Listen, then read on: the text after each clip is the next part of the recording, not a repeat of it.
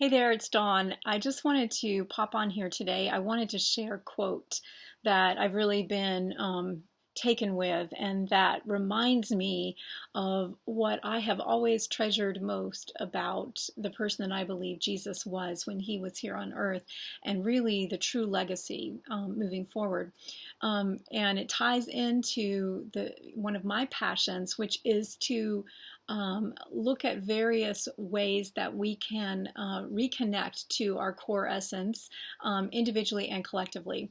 And so I like to play with, what I have called tools, anchors, and systems, and to, kind of create possibilities or threads or what I call momentum action pathways. And so that's sort of, kind of my personal passion. But back to Jesus and his teachings, when Jesus was here, what a lot of people miss about who he was is he was not, in the mainstream of the religion of his day. He very much honored the core teachings, the core essence of his faith tradition, and very much loved, as did Mary Magdalene, the scriptures and the Torah, and again the core teachings, and including a core approach to life. Now there were many different views on that and there were, even within the Essenes, there were different traditions, and I can't remember.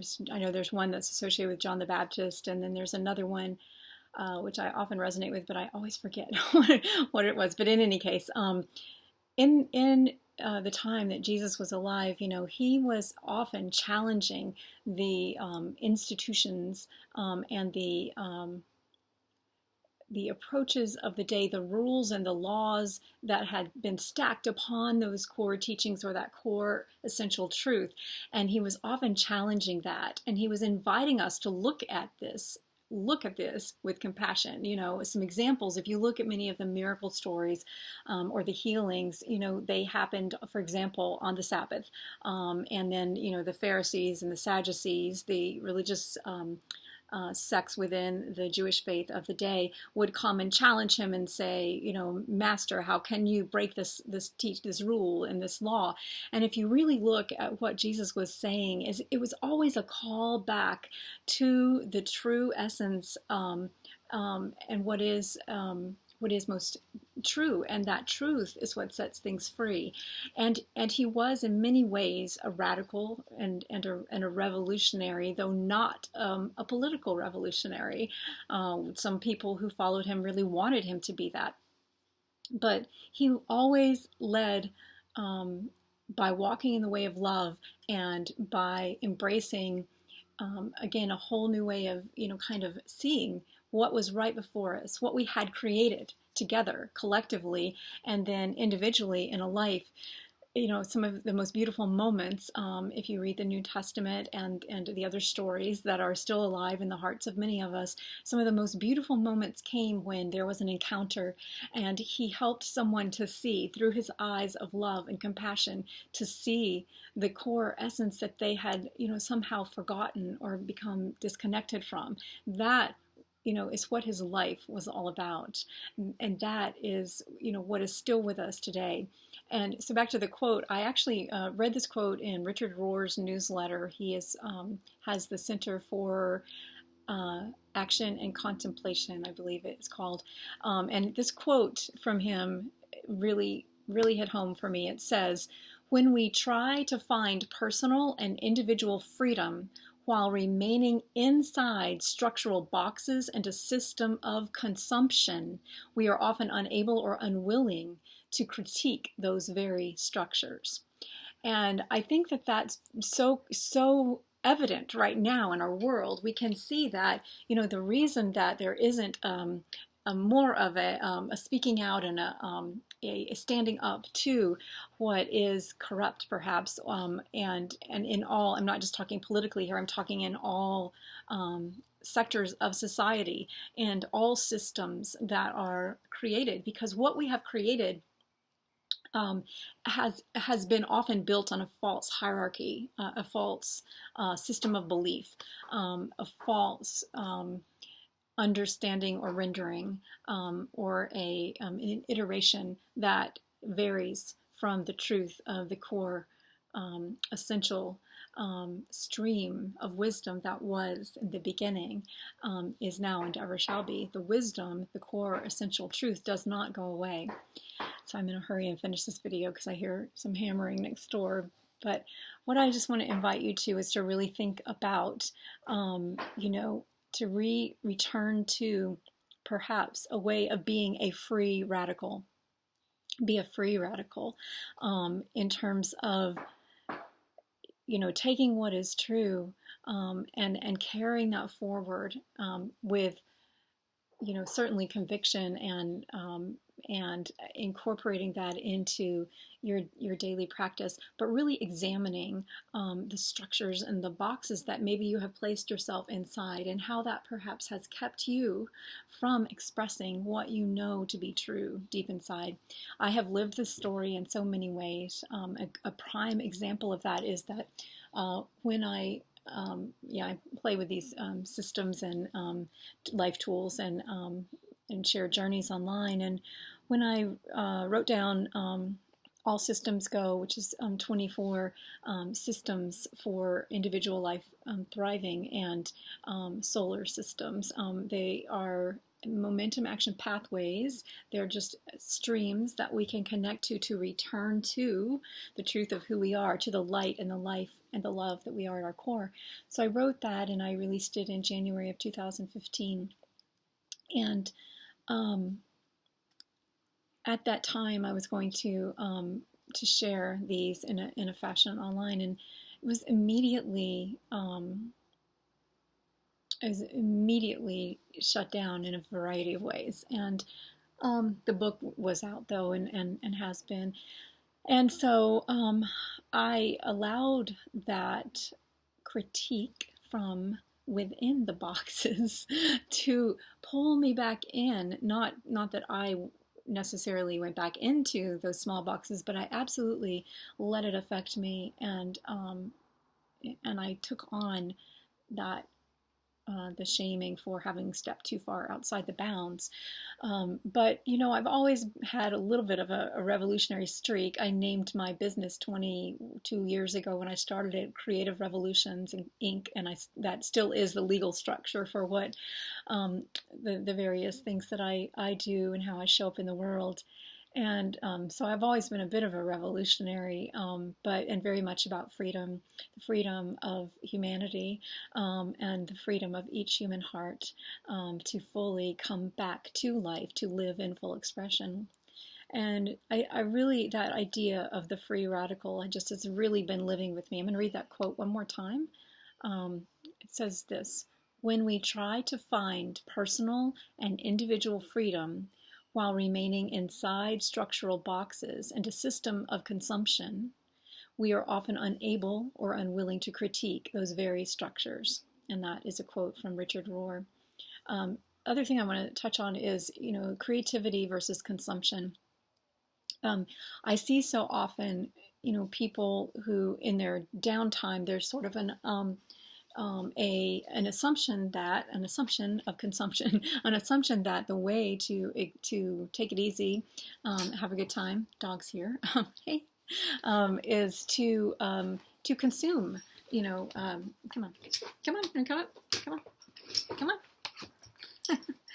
to consume media, to sit and receive and to take into our minds and our hearts whatever is presented. This is Maggie. So what I want to suggest to us, and this weekend I'm actually taking 3 days. I worked really hard this week, and so I'm taking a few days to just relax. And what I would love to suggest is that that there is certainly times to rest and just to take it easy, and definitely do that. But as you are choosing the activities that you participate in, keep in mind that when we choose creativity versus consumption, to me, those take us in different directions, and sometimes it's great. I love movies. I love to see a good yeah, a good play or good movie, listen to some great music. But I also find, I actually love that most when it sparks my creativity and what what I'm wanting to bring forward. So just wanted to touch on that, that it's about being able to access who we are at our core and then to bring that forward in creative ways that are sometimes revolutionary. So that's what I wanted to share today, mostly inspired by that quote and this idea of being a free radical. I think that very much is to me a path that I want to learn to walk. I definitely want to. No, I don't want to throw the baby out with the bathwater. I definitely believe that systems and structures are helpful in our world. I do not believe what some say that we should just abolish all of them. And I'm not just talking about government. Though I did want to share here too that I am, the individual systems for thriving are, you can find those. I think they're on my website, but there are definitely videos online. And I just have decided that I'm going to go ahead and explore, what I sidelined myself years ago. And so I'll be doing that on a YouTube channel called All Systems Go, which is where I'm going to collect the videos.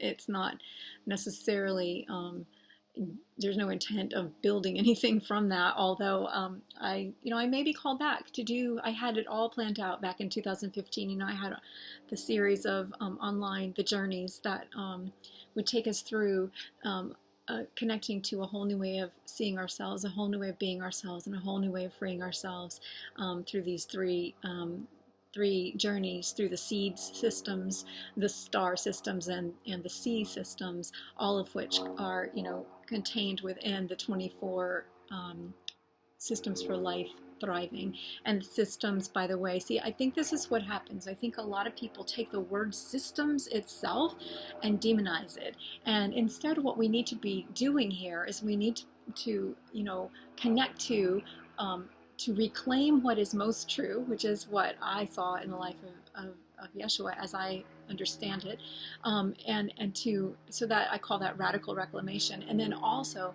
to radiantly step into that truth and to welcome more and to receive more, and that is the radiant realization side of. And so to me, it's not about abolishing the systems, or at least not in all cases. There probably have been some systems created that really essentially have no value anymore.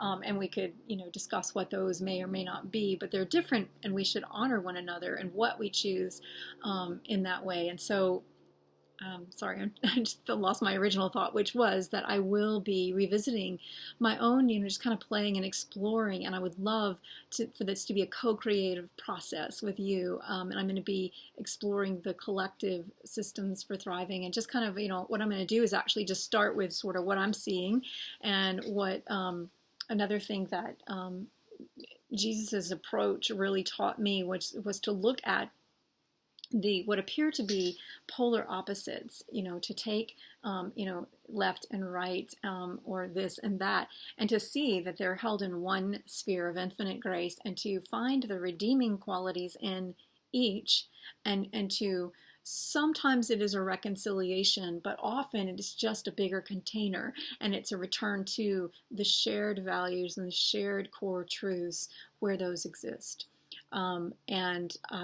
This is, in a way, I'm out of my depth of field, because I'm, certainly with all the various systems, religion, government, entertainment, whatever, I don't live inside those systems, and yet I have experienced them in my own unique way in my life. And so what I'd really like to do is to get a variety of voices, and really hear, so that we can, kind of just, my role here, my job, as I understand it, is just to go where I'm called, essentially, and then to share ideas, which is an acronym that I use for insights, directions, explorations, actions, and systems. It's just my way of It's just my way of understanding what it is I'm doing when I'm sharing ideas. So forgive me if you're not into acronyms, because that's like the way I've always done it, since I was a child, really. So I'm going to be sharing some of that. I'll put the link below if anyone's interested. Yeah, hop on over there and you can. I posted just one of the first. What I'm going to do is like create maps. I do visual mapping, and so I'll probably create maps to begin with that are just my own assessment, and I'll connect just wherever I'm led to. So I've done a few, but the one that's up right now is just a first little snapshot of what I see from one angle, one slice, okay, in terms of the polar opposites of left and right as they play out. I mean, I'm American, so in American politics primarily, which is, affiliated with our government system, it is the reality that we have now. And so what I'm going to begin with is these snapshots. And then I'm going to introduce what I see or suggest as various momentum action pathways to return to thriving within those systems where that is possible. And again, we'll see how it goes. So do reach out if you have suggestions of something you'd like for me to kind of play with and explore and to share like those initial ideas. So it's about seed ideas. It's not about finished work. I mean, I have introduced several bodies of work that are finished in whatever form, book or an online journey or a workshop I've led or a teaching, but essentially for me, the joy, the passion is actually in sharing the seed ideas and in going to various, sometimes I don't even share them. Sometimes it's about planting the seeds, and sometimes it's about awakening the seeds that were seeded long ago. So I'm just really wanting to open that up to anyone who is connected with me who'd like to be a part of that conversation. I welcome that feedback as well. So I hope that this weekend is a really wonderful one for you wherever you are. And last thing, not really connected to what I've been talking about, but yes, actually it is connected, is that today is the International Day of the Girl. I don't know who invented that, but I just saw it. And yesterday, of course, was the 1010 portal, or whatever you want to call it, energetic opening, and also was World Mental Health Day. And both of these, are observations that are a reminder to me, again, to reclaim radically, to be the free radical, to reclaim what is most true about what it is to be born a girl, and to be a woman in this society, and in this world, in this time of our age. And also the World Mental Health Day is something that's close to my heart as well. And I just want to, I'll be lighting a candle this weekend and doing a little prayer for a variety of things. And one of those things is all of those who may have felt